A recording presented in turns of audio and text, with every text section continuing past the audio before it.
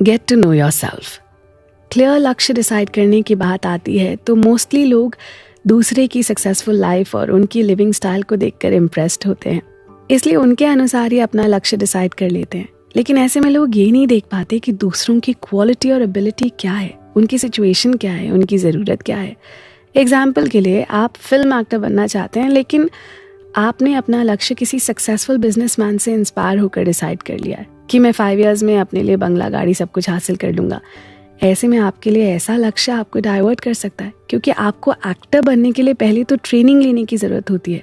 अगर आपने ट्रेनिंग ले भी ली है तो आपको ऐसी स्क्रिप्ट और ऐसे डायरेक्टर की ज़रूरत होती है जिसके साथ काम करने से आपकी फिल्म सक्सेसफुल हो सकती है या आपके काम को रिकग्निशन मिल सकता है।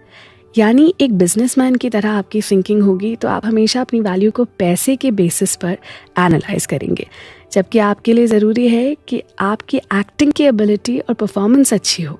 ऐसी होनी चाहिए वो कि आपको ऑडियंस पसंद करे। इस तरह से आपको एक बिजनेसमैन से अलग तरीके से अपने लक्ष्य को डिसाइड करना होगा। इसके साथ ये भी होता है कि बहुत से लोग फिल्म हीरो की सक्सेस, उनकी वेल्थ, उनका ग्लैमर देखकर अपना लक्ष्य डिसाइड कर लेते हैं, लेकिन उनमें एक हीरो की क्वालिटी नहीं होती। यानी वो आर्टिस्टिक नहीं होते, लेकिन हीरो बनकर दौलत और शोहरत को हासिल करना चाहते हैं और इसके लिए लक्ष्य डिसाइड कर लेते हैं और सालों तक इस होप में रहते हैं कि भाई कभी ना कभी तो सक्सेस मिलेगी ही। लेकिन दोस्त, सिर्फ होप रखने से सक्सेस नहीं मिलती ना, और ना ही गलत लक्ष्य डिसाइड करने से आप लक्ष्य को हासिल कर सकते हैं। जब सक्सेस नहीं मिलती तो आप फ्रस्ट्रेट होने लगते हैं और जो आपकी क्वालिटी होती है उसे भी आप यूज़ नहीं कर पाते। इसलिए ऐसे लोगों को लाइफ में फेलियर्स का सामना करना पड़ता है।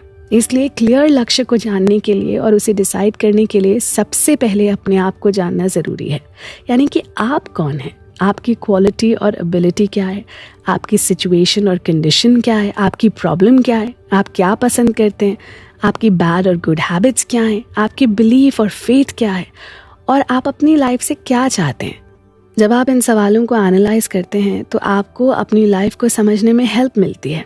फेमस संत और पोएट कबीर दास ने कहा है, कस्तूरी कुंडल बसे मृग ढूंढे वन माही, ऐसी घटघट राम है दुनिया जानत नाही।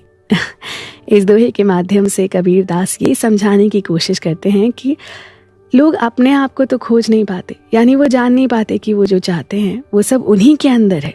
आपकी सारी क्वालिटी, आपका सारा बिलीफ, आपका ईश्वर, सब कुछ ना आप में ही है, लेकिन इस बात को कोई जानता ही नहीं है। जैसे कस्तूरी मृग यानी हिरण के अंदर होती है और उसे समझ ही नहीं आ पाता कि वो जिस सुगंध के लिए जंगल में मारा मारा फिर रहा है, भटक रहा है, वो तो खुद उसकी नाभि में ही है। खूबसूरत है ना? इसी तरह से आप जो चाहते हैं पहले आप उसको पता लगाने की कोशिश कीजिए।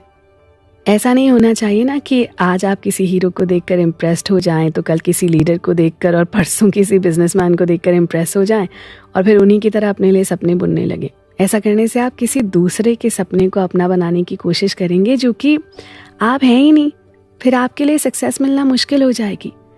किसी से इम्प्रेस होना, मोटिवेट होना एक अलग बात है, लेकिन किसी दूसरे की तरह अपने लिए लक्ष्य डिसाइड करना एक बिल्कुल ही दूसरी बात है। इसलिए अपने लक्ष्य में अपनी पसंद को सबसे ज़्यादा प्रायोरिटी दें। इसके साथ ही अपनी पसंद के प्रति बिलीफ भी रखें कि मैं जो चाहता हूँ, जो जानता हूँ, उसमें बहुत ही स्पेशल हूँ। जब आप खुद को स्पेशल मानते हैं ना दोस्त, तो आपकी नज़र में आपकी सेल्फ इमेज बढ़ती है, और जब आपकी सेल्फ इमेज खुद के लिए बढ़ती है तो आप अपने को और बेटर बनाने के लिए एफर्ट करते हैं।